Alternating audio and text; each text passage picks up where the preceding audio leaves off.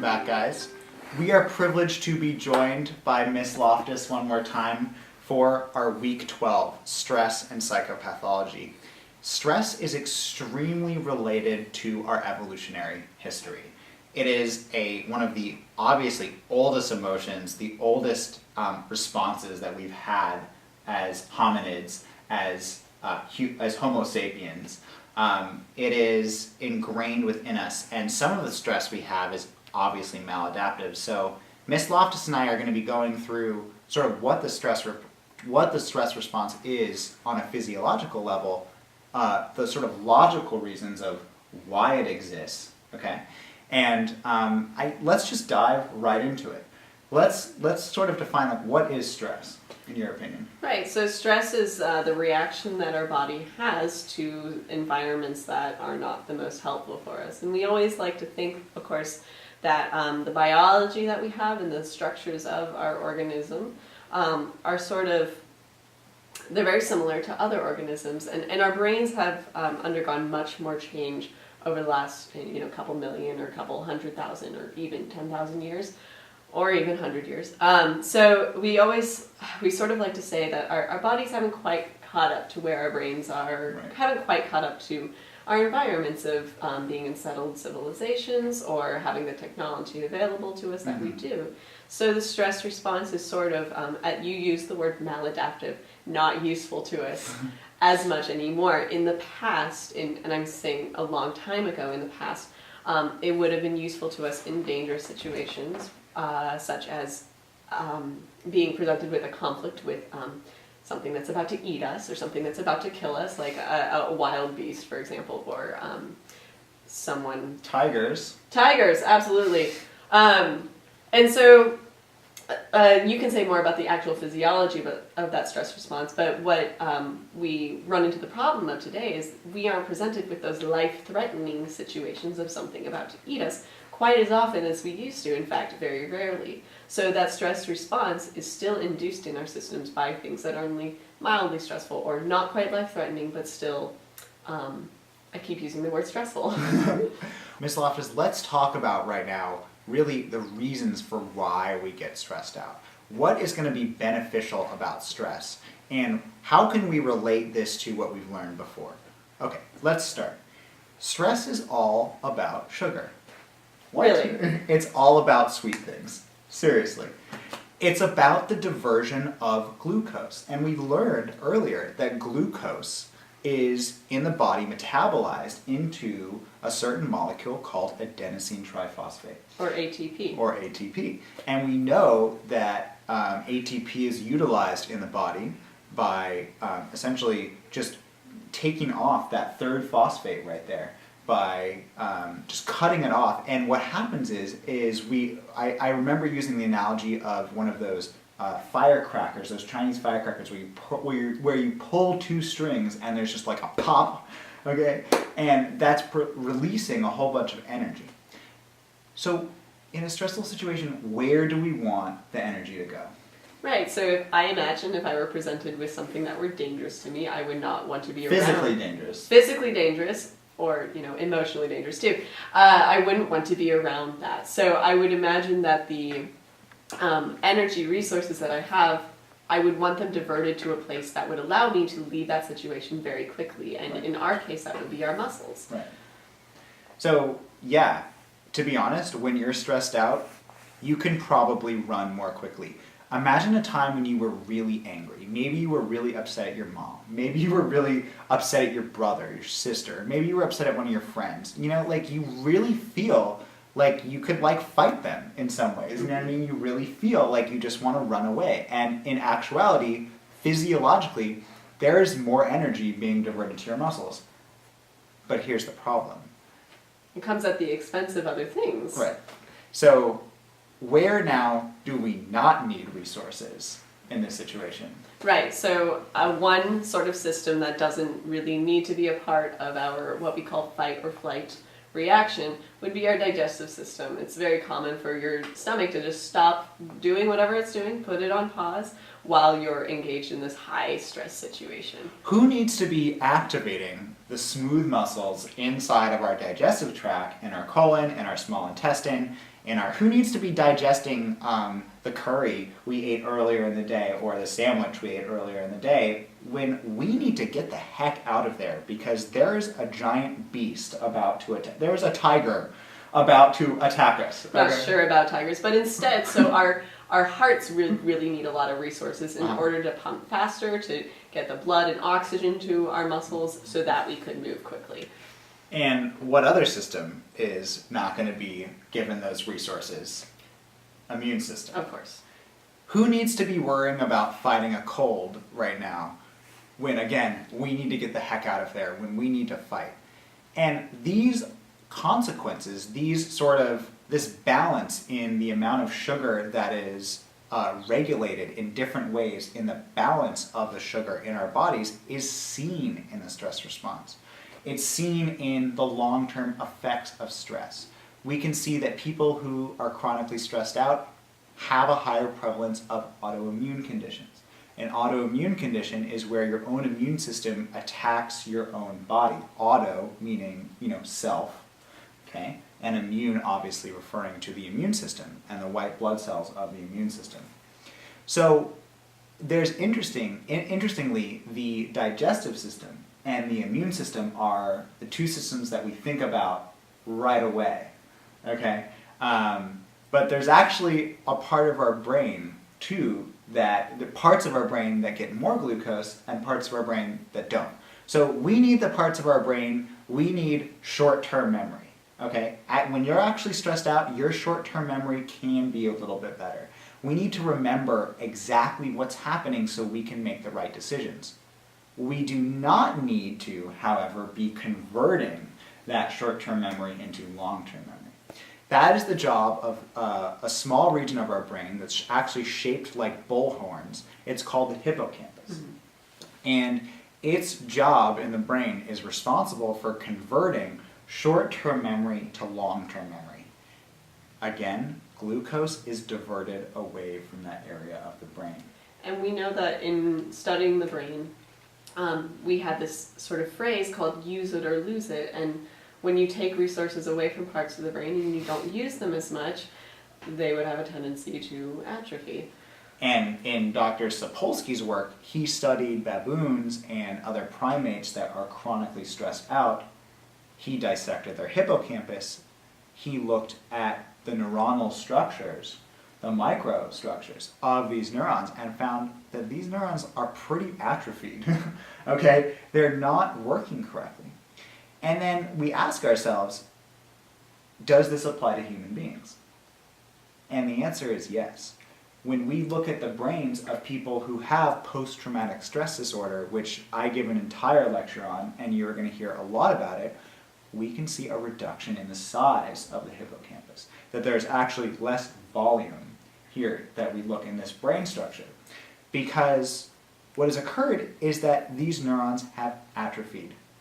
Now let's, with the theme of this class, let's ask ourselves what's happening with human behavior as we change brain structures.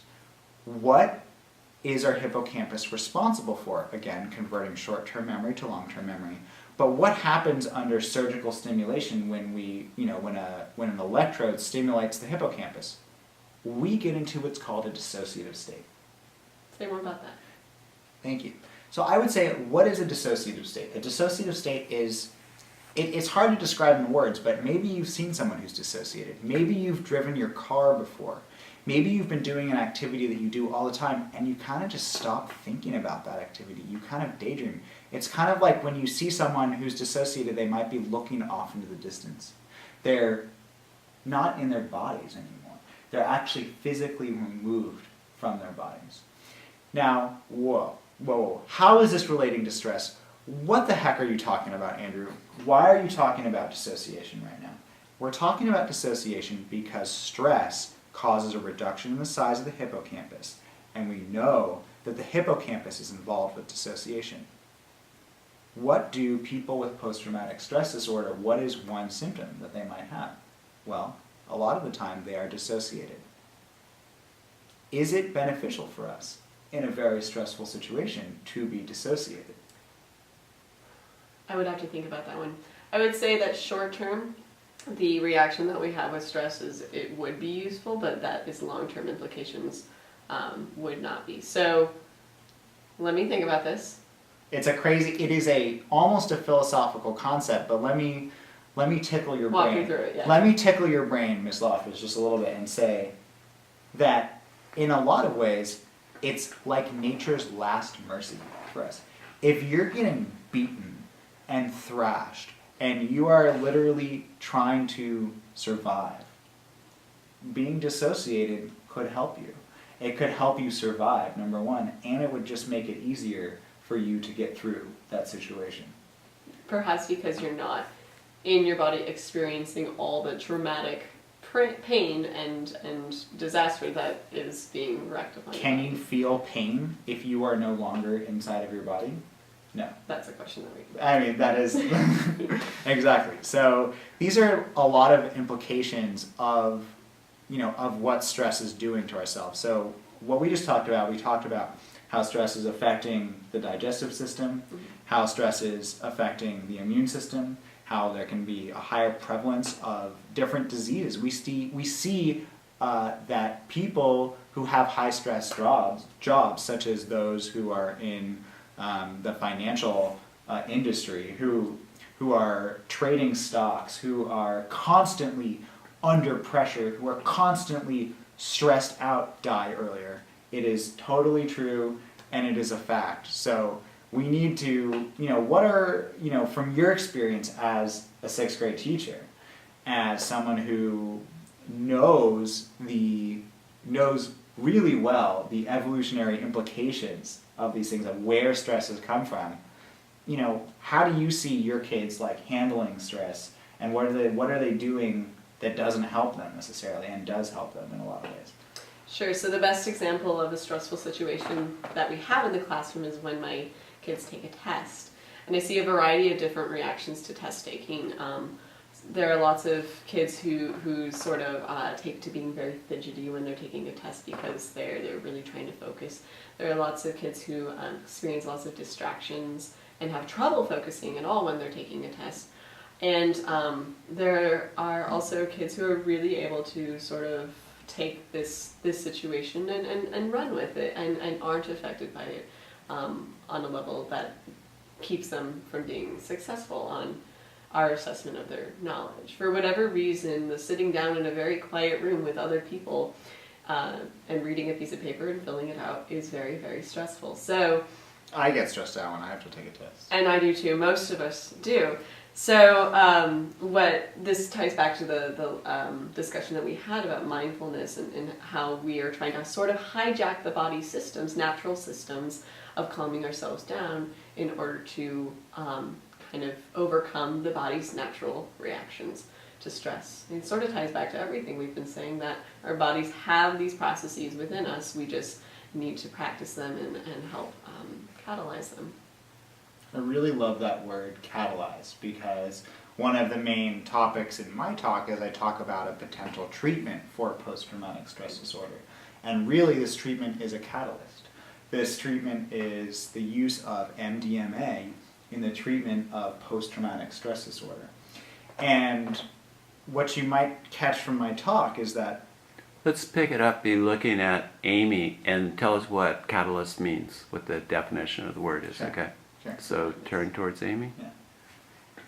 So I really like your use of the word catalyst. And for you guys who don't know what that is, a catalyst means any substance, in science it means that any substance that speeds up a reaction, that speeds up the natural progression of something. And as Jack and I were talking about earlier, drugs can be catalysts when they're used in the proper ways. And a new treatment that I talk about in my lecture that you guys watched, that I did for the Brain, Mind, and Consciousness Society at UC Santa Cruz, is the use of MDMA, or ecstasy, in the treatment of post-traumatic stress disorder. This is not just a pharmaceutical drug that these people are being prescribed, but they're actually using it in a very controlled situation, in a very controlled environment. And they're using it in a therapeutic environment where the MDMA is lowering anxiety, it's lowering stress. It's lowering fear. It's sort of pushing down on that section of our brain called the amygdala. Mm-hmm. And it's allowing the psychotherapy, which is a huge component of psychology, to penetrate the victim, to allow someone to really be able to express to revisit that trauma. Because again, what we were talking about with the hippocampus earlier, memory becomes very distorted. When that stress is penetrating the hippocampus and we are literally, on a physical level, destroying those neurons, okay, it's really hard that memory becomes fragmented. It becomes, we can't remember things properly, and even sometimes things are remembered that are not there, because and details become very clear. Sometimes a rape victim or a soldier who is in battle remembers extreme details of, either the person that they killed or the color of the skin, the exact facial features of the person that is molesting them in some type of way. So these are really serious and topics that we're talking about right now. But it relates back to stress and what it is doing in our brains, and it relates to when the brain goes wrong. That when our brain is an extraordinarily complex structure, and there are other things that go wrong in our brains besides just post-traumatic stress disorder. There's a whole range of illnesses that you're going to learn about in your MIT OpenCourseware that are different ranges of pathology that occur in the mind. And a lot of these, we have distinctive mechanisms in the brain. Post-traumatic stress disorder, as terrible as it is a nice illustration of a change in the brain and a predictable change in behavior.